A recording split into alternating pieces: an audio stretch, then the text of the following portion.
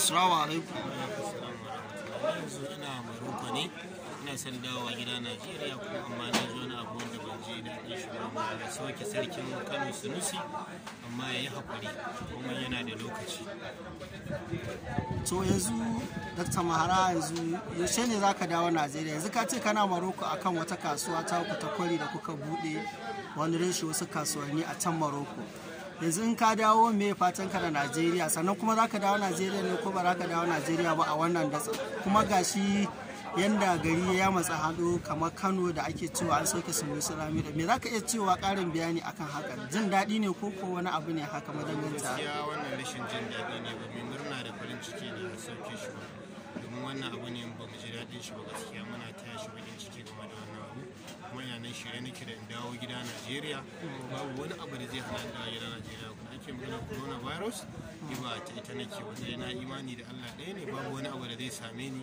To daman kuma hakan nan wasu malamai suke magana akan cewar ita wannan coronavirus kamata ya koma ga Ubangiji da sauransu. To kai wanda bayani za ka yi akan haka? Gaskiya wannan haka ne, kwarai da gaske.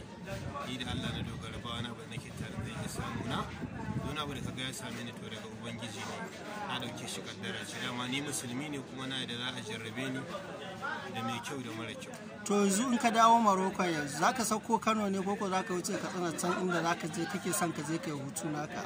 Ni kawai na dawo daga Morocco zan sauka direct ne Kano, domin a nan nake da business ina, babban business sai dai riska da muke buɗewa a sauran ƙasashe da jihohi.